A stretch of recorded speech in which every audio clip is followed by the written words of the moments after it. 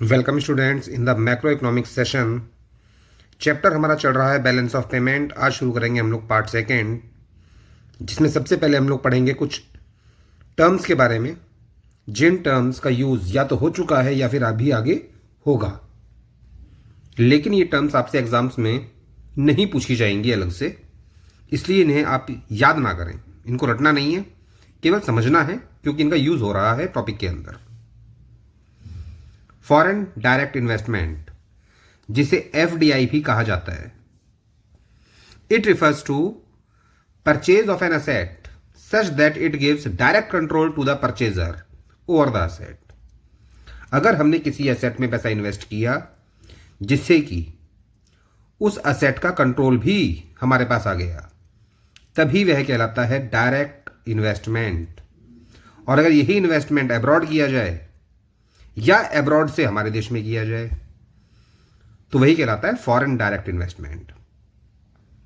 It is a category of cross border investment, यानी कि एक देश का नागरिक दूसरे देश में पैसा इन्वेस्ट करेगा या एक देश का इन्वेस्टर दूसरे देश में पैसा इन्वेस्ट करेगा, और इन्वेस्ट इस प्रकार से करेगा कि जिस असेट पे पैसा इन्वेस्ट किया जाएगा उस असेट का कंट्रोल भी उसके पास आ जाएगा।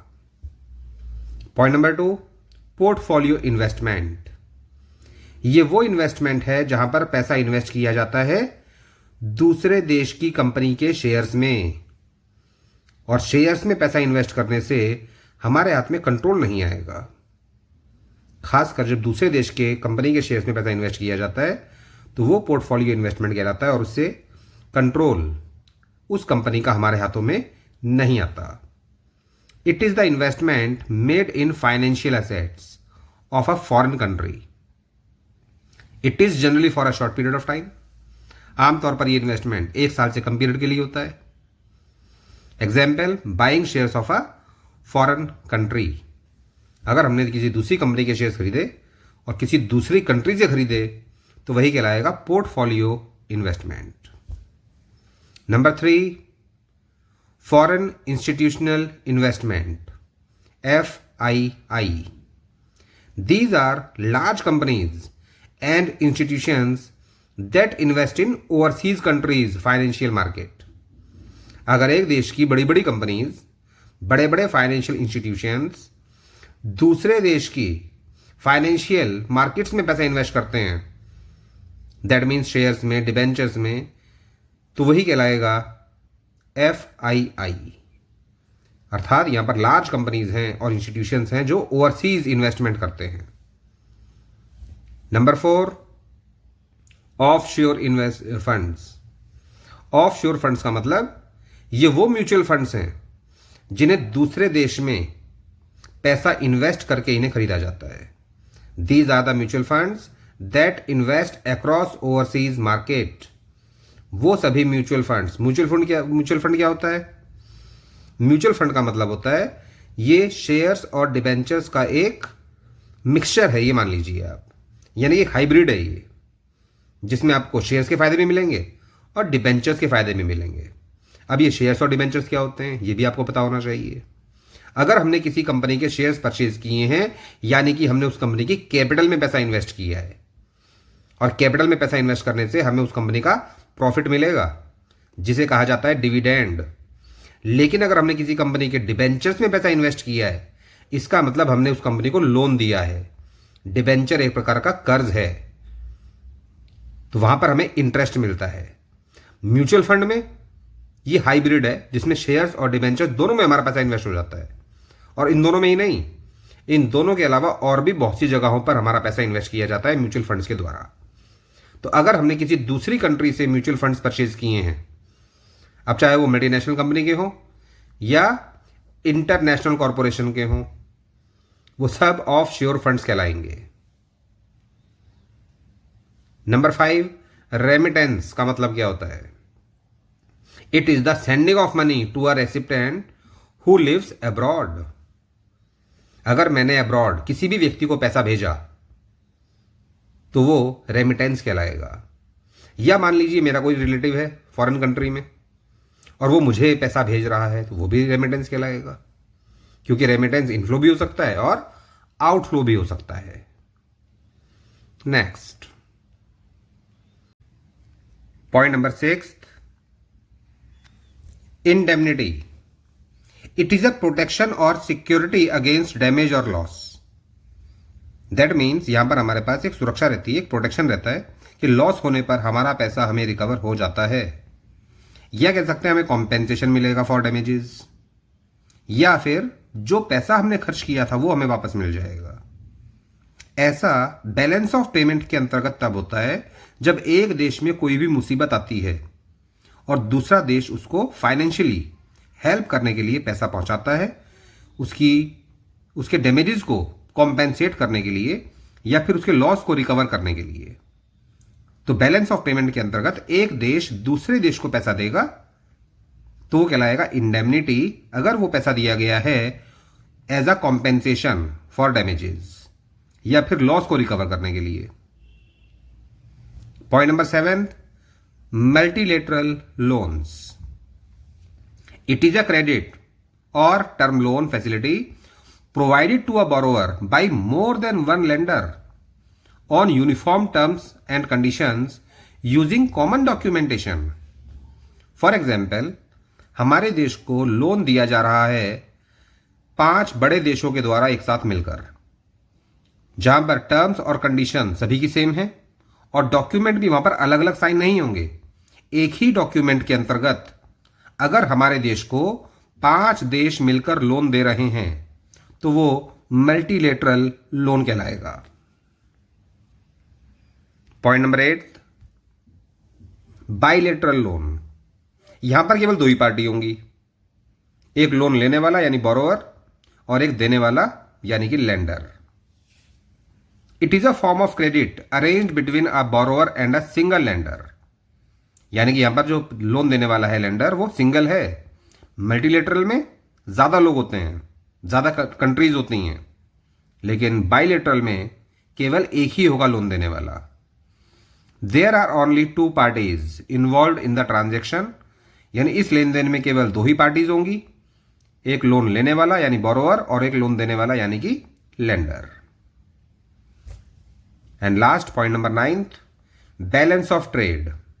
ये तो याद करना है, बाकी 8 पॉइंट्स स्टार्टिंग के आपको याद नहीं करने, ये एग्जाम में आपसे नहीं पूछे जाएंगे, ना ही चेक किए जाएंगे। अगर आप लिख भी दोगे तो इनको चेक नहीं किया जाएगा, लेकिन बैलेंस ऑफ ट्रेड ये इंपॉर्टेंट है, भी आगे भी आएगा डिटेल में। It is the difference between value of exports end of goods and value of imports of goods. और गुड्स का मतलब विजिबल आइटम्स ओनली, ये बात ध्यान रखिएगा, पहले भी पढ़ाई थी, अब आगे भी पढ़ाएंगे इस बात को डिटेल में। गुड्स का मतलब यहां पर केवल विजिबल गुड्स से है, विजिबल आइटम से है। तो एक्सपोर्ट और इंपोर्ट के बीच जो डिफरेंस होगा वही कहलाता है बैलेंस ऑफ ट्रेड।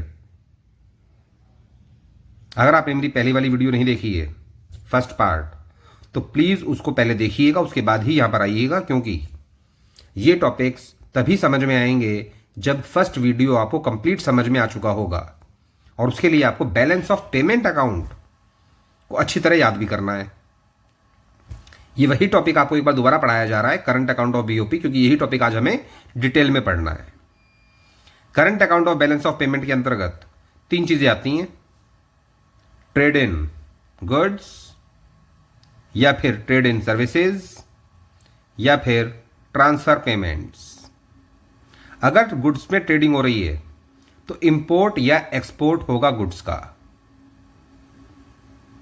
सेम इसी प्रकार से अगर ट्रेड इन सर्विसेज है तो भी इंपोर्ट एक्सपोर्ट होगा सर्विसेज का। लेकिन यहां पर ये समझना है सर्विसेज कौन सी, सर्विसेज चाहे फैक्टर इन सर्विसेज हो या नॉन फैक्टर सर्विसेज हो। अगर फैक्टर सर्विसेज से हमें इनकम होती है तो उसे बोलते हैं नेट फैक्टर इनकम, और अगर नॉन फैक्टर सर्विसेज से हमको इनकम हो रही है तो वो कहलाएगा net non factor income. Factor income 2 प्रकार की हो सकती है, या तो हमें कॉम्पेंसेशन मिलेगा, that means compensation of employees, और जो हमें प्राप्त हुआ है दूसरे देशों से कॉम्पेंसेशन ऑफ एम्प्लॉइज, उसमें से माइनस कर दिया जाएगा वो अमाउंट जो हमने उनको वापस किया है, जिसे बोलते हैं net income from compensation of employees. या फिर हमें पैसा प्राप्त होगा इन्वेस्टमेंट के द्वारा, नेट इन्वेस्टमेंट इनकम। क्योंकि फैक्टर इनकम 4 प्रकार की होती है। लैंड को मिलता है रेंट, लेबर को मिलती है वेजेस, कैपिटल को मिलता है इंटरेस्ट और एंटरप्राइज को मिलता है इन्वेस्ट करने पर प्रॉफिट। तो नेट इन्वेस्टमेंट इनकम का मतलब एक प्रकार से प्रॉफिट ही है, जो लेकिन ये वो प्रॉफिट है जो दूसरे देश से हमको मिल रहा है, अर्थात पैसा हमने इन्वेस्ट किया है अक्रॉस द बॉर्डर। और नेट नॉन फैक्टर इनकम, इसमें शिपिंग, इंश्योरेंस, बैंकिंग, इन सभी से जो हमको इनकम होगी वो नॉन फैक्टर इनकम कहलाएगी। शिपिंग बिजनेस से अगर आपको इनकम हो रही है, बैंकिंग आप सर्विसेज दे रहे हो दूसरे देश में, इंश्योरेंस सर्विसेज आप दे रहे हो दूसरे देश में, यहां ध्यान रखिएगा दूसरे देश में ही सर्विस दी जाएगी या फिर वो लोग हमें सर्विसेज देंगे, क्योंकि यहां पर इनफ्लो और आउटफ्लो जो हमें देखना है वो अक्रॉस द बॉर्डर देखना है, तभी वो बैलेंस ऑफ पेमेंट चैप्टर के अंतर्गत आता है। डोमेस्टिक लेवल पर जो भी हम लोग पैसा खर्च करते हैं या जो पैसा हमें प्राप्त होता है वो इस चैप्टर का पार्ट नहीं है। इस पूरे चैप्टर में केवल और केवल अब्रॉड से कितना पैसा आया है और अब्रॉड कितना पैसा जाएगा वही देखना है। तो shipping, banking, insurance, tourism services या सॉफ्टवेयर सर्विसेज की वजह से अगर हमारे देश में फॉरेन करेंसी आ रही है या हमारे देश से फॉरेन करेंसी जा रही है तो वो कहलाएगा ट्रेड इन सर्विसेज। और ट्रांसफर पेमेंट्स में बिना सर्विसेज दिए पैसा प्राप्त होता है, यानी कि यहां पर फॉरेन करेंसी आएगी या फॉरेन करेंसी जाएगी, लेकिन उसके रिटर्न में कुछ नहीं होगा, ना कोई गुड्स दिए जाएंगे ना ही कोई सर्विसेज दी जाएंगी, जैसे कि गिफ्ट्स, रेमिटेंसेस का भी थोड़ी देर पहले आपको मतलब बताया गया था इसीलिए, और ग्रांट्स या इंडेमनिटीज भी लिख सकते हो। इंडेमनिटी का मतलब भी थोड़ी देर पहले आपको बताया गया था पिछली स्लाइड में, मीनिंग ऑफ इंडेमनिटी। नेक्स्ट अब पढ़ेंगे इसी बात को डिटेल में। Current account of balance of payment होता क्या है? The current account records inflows and outflows of foreign exchange resulting from flow of goods या फ्लो ऑफ सर्विसेज या फिर अनरिक्वेटेड ट्रांसफर्स का मतलब ट्रांसफर पेमेंट्स। तो करंट अकाउंट में वो सभी ट्रांजैक्शंस रिकॉर्ड किए जाते हैं जिसमें फॉरेन एक्सचेंज यानी कि फॉरेन करेंसी या तो आएगी यानी कि इनफ्लो होगा या जाएगी, दैट मीन्स उसका आउटफ्लो होगा। उसका रीजन क्या होगा? गुड्स की वजह से, सर्विसेज की वजह से या फिर अनरिक्वेटेड ट्रांसफर्स की वजह से। Components of current account of balance of payment are, फिर वही तीनों पॉइंट पढ़ेंगे डिटेल में। इट इंक्लूड्स ट्रेड बैलेंस, इसमें शामिल किया जाता है ट्रेड बैलेंस, जिसे बैलेंस ऑफ ट्रेड भी कहा जाता है। दैट मीन्स एक्सपोर्ट और इंपोर्ट के बीच जो डिफरेंस होगा वही कहलाएगा बैलेंस ऑफ ट्रेड। और गुड्स का मतलब visible items only, invisible items को सर्विसेज कहा जाता है, वो अलग से दिखाएंगे।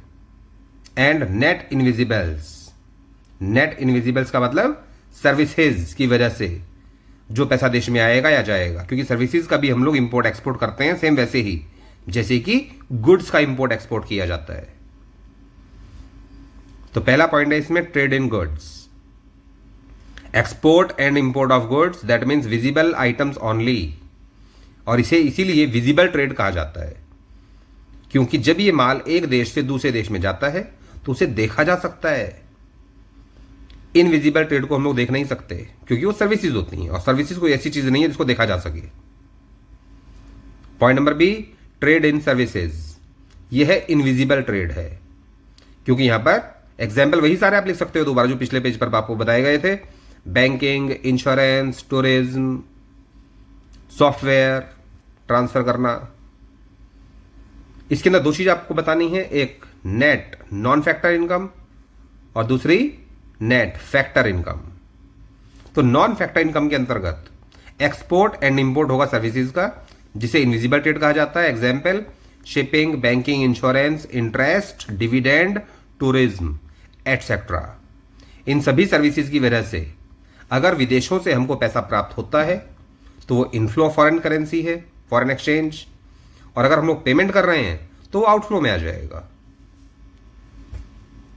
और दूसरी चीज इसमें आती है नेट फैक्टर इनकम, जिसमें दो चीज़ें आपको पिछले पेज पर बताई गई थी, वही बातें यहाँ बताई जा रही हैं। इसके अंदर दो चीज़ें शामिल करनी है आपको, net income from compensation of employees और second point net investment income. और थर्ड पॉइंट आता है इसके अंदर अनरिक्वेटेड ट्रांसफर्स, यानी कि यूनिलेटरल ट्रांसफर्स, और इसे ही कह सकते हैं आप ट्रांसफर पेमेंट्स, जैसे कि gift, donation, remittances, indemnities etcetera. Continued का मतलब अभी यही टॉपिक और डिटेल में पढ़ना है। जैसे कि ट्रेड इन गुड्स को हम लोग बोलते हैं बैलेंस ऑफ ट्रेड, BOT, इसे ही कहा जाता है trade balance.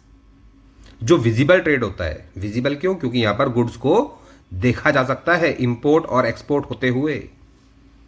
It is the difference between the value of exports and imports of goods during a year. Goods word जरूर लिखना है बेटा इसमें, क्योंकि ये विजिबल ट्रेड है। और अगर इसके आगे ब्रैकेट में लिख दोगे विजिबल आइटम्स ओनली, तो बहुत ही अच्छा रहेगा, जैसे कि पिछले पेज पर लिखा भी हुआ था। बैलेंस ऑफ ट्रेड सरप्लस कब कहलाएगा? सरप्लस बैलेंस ऑफ ट्रेड, या इसे ही बोल सकते हैं ट्रेड सरप्लस, जब एक्सपोर्ट ज्यादा होगा गुड्स का और इंपोर्ट होगा कम। एक्सपोर्ट ज्यादा होने का मतलब हमारे देश में ज्यादा करेंसी आएगी, और ज्यादा करेंसी आएगी फॉरेन करेंसी, तो ये देश के लिए फायदे का सौदा है। दैट मीन्स यहां पर देश को बचत होगी फॉरेन करेंसी की, क्योंकि फॉरेन करेंसी आएगी ज्यादा और खर्च करना पड़ेगा कम। डेफिसिट, BOT, या फिर ट्रेड डेफिसिट का मतलब इसका उल्टा है। दैट मीन्स एक्सपोर्ट होगा कम और इंपोर्ट होगा ज्यादा, यानी कि एक्सपोर्ट की वजह से जो इनफ्लो होगा फॉरेन करेंसी का अब वो कम होगा, और आउटफ्लो जो होगा इंपोर्ट्स की वजह से वो ज्यादा होगा, जिसकी वजह से देश को घाटा होगा, क्योंकि यहां पर फॉरेन करेंसी आएगी कम और खर्च करनी पड़ेगी ज्यादा। तो ये देश के लिए घाटा होता है, जिसे बोलते हैं बैलेंस ऑफ ट्रेड डेफिसिट, या फिर ट्रेड डेफिसिट भी कह सकते हो, एक ही बात है। Next, balance on invisibles. Net invisibles is the difference between value of export and imports of invisibles, यानी कि सर्विसेज। ये सेकंड पॉइंट है। फर्स्ट पॉइंट में गुड्स का ट्रेडिंग होती है और सेकंड पॉइंट में सर्विसेज की ट्रेडिंग की जाती है, अर्थात इंपोर्ट होगा सर्विसेज का या एक्सपोर्ट होगा। It is the difference between the value of export and imports of invisibles of a country in a given period of time.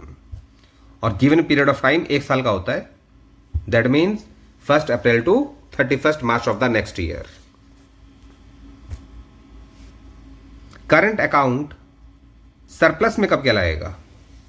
अब ये तो मैंने आपको बता दिया, करंट अकाउंट में 3 चीजें आती हैं, import and export of goods, या फिर import and export of services, और तीसरा transfer payments.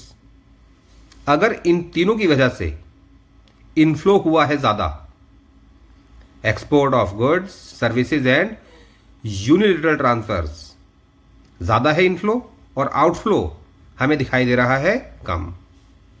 Outflow from the import of goods वो कम है, और केवल गुड्स ही नहीं, गुड्स के साथ साथ सर्विसेज भी, यूनिलेटरल ट्रांसफर्स भी, क्योंकि ये करंट अकाउंट सरप्लस है, और करंट अकाउंट में तीनों चीज देखी जाएंगी। तो अगर इन तीनों की वजह से पैसा देश में ज्यादा आ रहा है और खर्च करना है हमको कम, तो वो करंट अकाउंट सरप्लस कहलाएगा, जिसे शॉर्ट में CAS कहा जाता है। Current account surplus signifies that, अर्थात इससे हमें क्या पता चलता है? इससे हमें पता चलता है the nation is a lender of the two the rest of the world, यानी कि हमारे देश के पास ज्यादा पैसा आया है और अब हमारा देश दूसरे देशों को उधार दे सकता है, लोन दे सकता है, यानी यहां पर हमारा देश लेंडर का काम करेगा। करंट अकाउंट डेफिसिट, जिसे शॉर्ट में कहा जाता है CAD, इसमें उल्टा होगा। दैट मीन्स इनफ्लो कम होगा फॉरेन एक्सचेंज का, अर्थात फॉरेन एक्सचेंज देश में कम आएगा और जाएगा ज्यादा। Inflow from the export of goods, services and unilateral transfers is less than the outflow from the import of good services and unilateral transfers. Current account deficit signifies that the nation is a borrower from the rest of the world. क्योंकि यहां पर हमारे देश में पैसा आया है कम और खर्च करना पड़ेगा ज़्यादा, तो ज़्यादा पैसा कहाँ से खर्च करेंगे? उसके लिए हमें कर्ज लेना पड़ेगा दूसरे देशों से. तो करंट अकाउंट डेफिसिट इस बात को शो करता है कि अब हमारा देश कर्जे में आ जाएगा और हमें दूसरे देशों से फॉरेन करेंसी कर्ज के रूप में लेनी पड़ेगी. अ deficit in current account of BOP indicates that balance on current account is negative. अगर बैलेंस ऑफ पेमेंट का करंट अकाउंट डेफिसिट में है तो इसका मतलब वो नेगेटिव में है. नेगेटिव इसलिए क्योंकि पैसा आएगा कम और जाएगा ज्यादा. ऑल्टरनेटिवली इसी बात को ऐसे भी कह सकते हो कि it shows that receipt of foreign currency from export of goods and invisibles is less than the outflow of foreign currency on account of import of goods and invisibles. Goods की और इनविजिबल्स का मतलब services की वजह से हमारे देश में फॉरेन करेंसी आई है कम और खर्च करने पड़ेगी ज्यादा. It means the country has earned less foreign exchange, यानी कि हमारे देश ने फॉरेन एक्सचेंज को कमाया है कम और गंवाया है ज्यादा than it has spend during the year, क्योंकि खर्च ज्यादा करना है. तो यही कहलाएगा current account deficit, CAD. Current account surplus उतना इंपॉर्टेंट टॉपिक नहीं है जितना ज्यादा इंपॉर्टेंट करंट अकाउंट डेफिसिट है. इसलिए आप देख रहे हैं करंट अकाउंट सरप्लस को बहुत कम शब्दों में यहां पर बताया गया है और करंट अकाउंट डेफिसिट को बार बार वही शब्द रिपीट करते हुए बताया गया है, क्योंकि मतलब तो उसका छोटा सा ही है, लेकिन एग्जाम में नंबर कैसे मिलेंगे कम लिखने पर. इसीलिए एक ही बात को अलग अलग शब्दों में बताना पड़ता है एग्जाम्स के अंदर, अर्थात अलग अलग तरीके से उसको आप एक्सप्लेन करेंगे एग्जाम में. Then capital account of balance of payment. ये भी आपको पिछले वीडियो में शॉर्ट में दिखाया गया था. दोबारा सेम वही स्लाइड आपको दिखाई जा रही है. उसके बाद यही टॉपिक हमें पढ़ना है डिटेल में. Capital account of balance of payment में तीन चीजें हो सकती हैं. या तो फॉरेन इन्वेस्टमेंट होगा, बस ये ध्यान रखिएगा कि कैपिटल अकाउंट है और कैपिटल अकाउंट में जो भी ट्रांजैक्शन होंगे दो देशों के बीच उससे असेट्स और लायबिलिटीज पर असर पड़ेगा. यहां पर जो फॉरेन इन्वेस्टमेंट होगी उससे हमारे देश में या तो असेट्स बढ़ेंगे या घटेंगे. अगर हमने पैसा इन्वेस्ट किया है दूसरे देश में तो हमारे देश के असेट्स बढ़ेंगे, और अगर फॉरेनर्स ने हमारे देश में पैसा इन्वेस्ट किया है तो उससे हमारे असेट्स कम हो जाएंगे. या फिर हम लोग कर्जा लेंगे, एक्सटर्नल बोरोइंग्स, या फिर कर्जा देंगे. पैसा आ भी सकता है, जा भी सकता है. और थर्ड पॉइंट आता है इसमें एक्सटर्नल असिस्टेंस. अब इन्हें पढ़ेंगे थोड़ा सा डिटेल में. फॉरेन इन्वेस्टमेंट दो प्रकार की हो सकती है.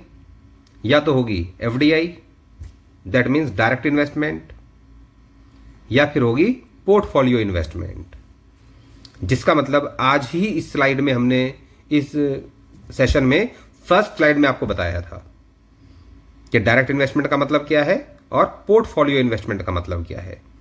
अगर भूल गए हैं तो दोबारा स्टार्टिंग में जाइए, दोबारा एक बार रिपीट कीजिए वीडियो को, फिर इनका मतलब आपको दिखाई दे जाएगा. डायरेक्ट इन्वेस्टमेंट के अंतर्गत पैसा इन्वेस्ट किया जाता है FDI में या इक्विटी कैपिटल में, या फिर री इन्वेस्टेड अर्निंग्स की जाती हैं, यानी कि रिटेन्ड अर्निंग्स. अर्थात पैसा जब कमाया जाता है वो पैसा बांटने की बजाय वापस कंपनी में ही इन्वेस्ट कर दिया जाता है. या फिर अदर डायरेक्ट कैपिटल फ्लो होगा यहां पर, लेकिन जो भी कैपिटल का फ्लो होगा वो डायरेक्ट फ्लो होगा. डायरेक्ट का मतलब कंट्रोल हमारे हाथों में आ जाएगा अगर हम दूसरे देश में पैसा इन्वेस्ट कर रहे हैं तो, और अगर दूसरे देश के लोग हमारे देश में पैसा इन्वेस्ट कर रहे हैं तो कंट्रोल उनके हाथ में पहुंच जाएगा. पोर्टफोलियो इन्वेस्टमेंट में कंट्रोल ट्रांसफर नहीं होता कभी भी. यहां पर पैसा इन्वेस्ट होता है केवल शेयर्स में या फिर म्यूचुअल फंड्स में, जिसे बोलते हैं FII, यानी कि फॉरेन इंस्टीट्यूशनल इन्वेस्टमेंट, या फिर ऑफ श्योर फंड्स. इसके बारे में भी आपको स्टार्टिंग स्लाइड्स में समझाया गया था और बताया गया था कि इनके बारे में डिटेल में आपसे एग्जाम में नहीं पूछा जाएगा. तो ये इतनी बात तो याद करनी है आपको जितनी यहाँ बताई जा रही है. इनकी डिटेल में आपको डेफिनेशंस याद नहीं करनी है, इनके मीनिंग्स याद नहीं करने हैं. हाँ, समझने के लिए आने चाहिए, वरना टॉपिक ही समझ में नहीं आएगा. और एक्सटर्नल बोरोइंग्स के अंतर्गत एक्सटर्नल कॉमर्शियल बोरोइंग्स होती हैं, यानी कि एक देश का बिजनेसमैन दूसरे देश के बिजनेसमैन से कर्ज ले रहा है, या फिर शॉर्ट टर्म डेब्ट्स होते हैं। शॉर्ट टर्म डेब्ट्स का मतलब कर्ज लिया गया है 1 साल से कम समय के लिए, या तो कर्ज लेंगे दूसरे देश से या उसे कर्ज देंगे। और एक्सटर्नल असिस्टेंस में गवर्नमेंट एड होगी, यानी कि एक देश की सरकार दूसरे देश की सरकार को कर्जा देकर उसकी हेल्प करेगी। Inter governmental multilateral and bilateral loans यहां पर होते हैं। और मल्टीलेटरल लोन्स क्या हैं, बाइलेटरल लोन्स क्या हैं, ये भी आपको स्टार्टिंग की ही स्लाइड्स में आज कराया गया है इसी वीडियो में।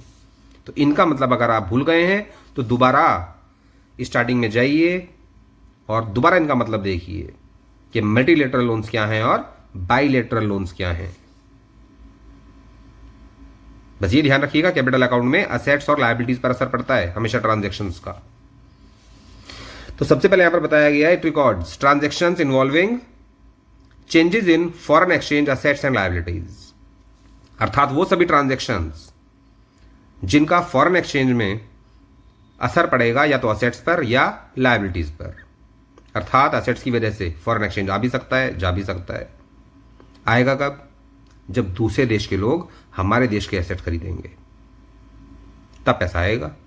और पैसा जाएगा कब? फॉरेन एक्सचेंज, जब हमारे देश के लोग पैसा इन्वेस्ट करेंगे दूसरे देश में, तब यहां से पैसा पहुंच जाएगा दूसरे देश में।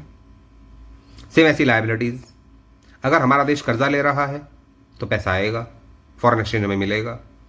और अगर हमारा देश दूसरे देश को कर्जा दे रहा है तो फॉरेन एक्सचेंज जाएगा। तो कैपिटल अकाउंट की खास बात यही है कि यहां पर जो भी फॉरेन एक्सचेंज में हमें बदलाव दिखाई देते हैं वो असेट्स और लायबिलिटीज की वजह से दिखाई देते हैं, जैसे कि बोराइंग्स एंड लैंडिंग, कर्ज लेना या देना। फॉरेन इन्वेस्टमेंट, जिसके अंतर्गत अभी आपको बताया गया था एफडीआई भी हो सकता है, फॉरेन डायरेक्ट इन्वेस्टमेंट, या फॉरेन इंस्टीट्यूशनल इन्वेस्टमेंट भी हो सकते हैं, या ऑफशोर फंड्स भी हो सकते हैं। Foreign exchange assets include money, money का मतलब यहां पर करेंसी से है, आगे लिखा भी है फॉरेन करेंसी, या फिर स्टॉक्स, स्टॉक्स का मतलब यहां पर शेयर्स एंड डिबेंचर्स से है। बॉन्ड्स, बॉन्ड्स भी एक प्रकार का डिबेंचर ही होता है, लेकिन इसके अंदर इंटरेस्ट जीरो होता है क्योंकि ये डिस्काउंट पर इशू किए जाते हैं। फॉरेन सिक्योरिटीज का मतलब फॉरेन कंट्रीज के shares, debentures, bond, mutual fund कुछ भी हो सकता है, उन सबको फॉरेन सिक्योरिटीज कहा जाता है। या फिर गोल्ड, ये असेट है, या फिर गवर्नमेंट डेब्ट, दैट मीन्स हमारे देश की सरकार कर्जा ले रही है, लेकिन यहां पर जो कर्जा लिया जाएगा सरकार के द्वारा वो देश के अंदर से नहीं, देश के बाहर से लिया जाएगा। तो capital account of balance of payment के अंतर्गत जो भी ट्रांजैक्शंस होंगे जिनके अंतर्गत बदलाव हमें दिखाई देगा फॉरेन एक्सचेंज में असेट्स और लायबिलिटीज की वजह से, वही कहलाएगा capital account of balance of payment, जैसे कि एग्जाम्पल अभी आपको पढ़ाए गए। Components of capital account, point number 1 foreign investment, जिसमें होगा डायरेक्ट इन्वेस्टमेंट। अब आप देख रहे हैं यहां पर डायरेक्ट इन्वेस्टमेंट का मतलब नहीं बताया गया है और ना ही आपको एग्जाम में बताना है। अगर आप बताएंगे भी तो उसके कोई मार्क्स नहीं मिलने वाले आपको, यहां पर एग्जाम्पल्स देने हैं आपको एग्जाम में, लेकिन मतलब आपको बताया गया, अगर आप चाहो तो एग्जाम में लिख भी सकते हो उसको। फॉरेन इन्वेस्टमेंट के यहां पर एग्जाम्पल्स हैं फॉरेन डायरेक्ट इन्वेस्टमेंट, एफडीआई, या इक्विटी कैपिटल में आप पैसा इन्वेस्ट करेंगे, या फिर रीइन्वेस्टेड अर्निंग्स, यानी जो अर्निंग्स हुई थी उसे वापस कंपनी में ही इन्वेस्ट कर दिया जाएगा, विदेश में नहीं बांटा जाएगा। अगर फॉरेनर्स ने हमारे देश में पैसा इन्वेस्ट किया है हमारी कंपनीज में, तो वो इन्वेस्टमेंट से जो अर्निंग्स पैदा होंगी वो अर्निंग्स को री इन्वेस्ट किया जाएगा, यानी कि अर्निंग्स को डिस्ट्रीब्यूट नहीं करेंगे, प्रॉफिट डिस्ट्रीब्यूट नहीं करेंगे। And other direct capital flow, या कैपिटल का डायरेक्ट फ्लो भी हो सकता है। और point number B portfolio investment, example foreign institutional investment या फिर ऑफशोर फंड्स, जिसमें एक देश दूसरे देश के म्यूचुअल फंड्स में पैसा इन्वेस्ट करता है। पॉइंट नंबर 2 एक्सटर्नल बोरोइंग्स, जिसमें या तो हम लोग कर्जा लेंगे या फिर देंगे, और ट्रांजैक्शन होंगे दो देशों के बीच, कम से कम एक हमारा देश होगा, बाकी पूरे विश्व का कोई भी देश हो सकता है। एग्जाम्पल एक्सटर्नल कॉमर्शियल बोरोइंग्स और दूसरा एग्जाम्पल है शॉर्ट टर्म डेब्ट्स, जिसमें कर्जा लिया जाता है 1 साल से कम समय के लिए या फिर दिया जाता है। और थर्ड पॉइंट था एक्सटर्नल असिस्टेंस। एग्जाम्पल सेम वही है जो पिछले पेज पर आपको बताए गए थे। Government aid, inter governmental, multilateral and bilateral loans. Multilateral loan में एक देश के द्वारा लोन दिया जाता है बहुत सारे देशों से एक साथ, जिसमें टर्म्स और कंडीशन सेम रहती हैं और डॉक्यूमेंटेशन भी एक ही होता है। और बाइलेटरल लोन्स में केवल एक लेंडर होगा, बोरोवर एक होगा और लेंडर भी केवल एक होगा। मल्टीलेटरल लोन्स में लेंडर एक नहीं होता, एक देश नहीं होता, बल्कि 2, 3, 4 या 5 देश भी हो सकते हैं, 10 भी हो सकते हैं। जब सभी बहुत सारे देश मिलकर एक साथ एक देश को लोन देते हैं सेम शर्तों पर, तो वो मल्टीलेटरल लोन कहलाता है। और बाइलेटरल में केवल एक ही पार्टी लोन देगी और एक ही पार्टी लोन लेगी। Party that means a country. In case of deficit or surplus, there is decrease and increase in foreign exchange reserves. अगर कैपिटल अकाउंट डेफिसिट में है या सरप्लस में है, या फिर करंट अकाउंट भी हो सकता है डेफिसिट और सरप्लस में, कुल मिलाकर अगर डेफिसिट या सरप्लस हमें दिखाई दे रहा है तो उससे देश के फॉरेन एक्सचेंज रिजर्व्स भी घटते हैं या बढ़ते हैं। अब समझने वाली बात यह कब घटते हैं कब बढ़ते हैं। फॉरेन एक्सचेंज रिजर्व किसके पास होते हैं, ये बात आपको ध्यान होनी चाहिए। फॉरेन एक्सचेंज रिजर्व हमारे देश में हमेशा रिजर्व बैंक ऑफ इंडिया के पास होते हैं, यानी कि सेंट्रल बैंक के पास। तो जब देश में डेफिसिट होगा, यानी कि जिसको घाटा होगा क्योंकि पैसा आएगा कम जाएगा ज्यादा, या फिर सरप्लस होगा। सरप्लस तब होगा जब फॉरेन करेंसी देश में आएगी ज्यादा और खर्च करनी पड़ेगी कम, तो फायदे का सौदा है देश के लिए, दैट मीन्स वो सरप्लस कहलाएगा। तो यहां पर जब डेफिसिट और सरप्लस होता है तो इंक्रीज और डिक्रीज होगा फॉरेन एक्सचेंज रिजर्व्स में। और ये इंक्रीज डिक्रीज कौन करता है, ये करता है रिजर्व बैंक ऑफ इंडिया, यानी कि central bank of the country. इसलिए इन्हें बोलते हैं official reserve transactions by a central bank, cause decrease और increase in foreign exchange reserves. Balance on capital account of BOP is the sum of net borrowings from abroad, net foreign investment and change in foreign exchange reserves. तो balance on capital account of BOP जो है, इसमें 3 चीजें देखी जाएंगी, 3 चीजों को जोड़ा जाएगा हमेशा। पहली चीज sum of net borrowings. Net borrowing का मतलब जो कर्जा हमने लिया था उसमें से माइनस कर दिया जाएगा जो कर्जा हमने दूसरे देश को दिया था, वही कहलाएगा sum of net borrowings from abroad. Same ऐसे ही नेट फॉरेन इन्वेस्टमेंट, यानी हमारे देश ने जितना पैसा इन्वेस्ट किया है फॉरेन कंट्रीज में, उसमें से माइनस कर दिया जाएगा वो अमाउंट जो फॉरेनर्स ने इन्वेस्ट किया है हमारी कंट्री में। और साथ में जोड़ा जाएगा change in foreign exchange reserves. अगर फॉरेन एक्सचेंज रिजर्व बढ़ा है देश के अंदर तो इसको प्लस करेंगे, लेकिन अगर घटा है तो उसे माइनस करेंगे। That's all for this session students. Video को बार बार देखिए, याद कीजिए टॉपिक्स को, लाइक कीजिए, कमेंट कीजिए। Thank you.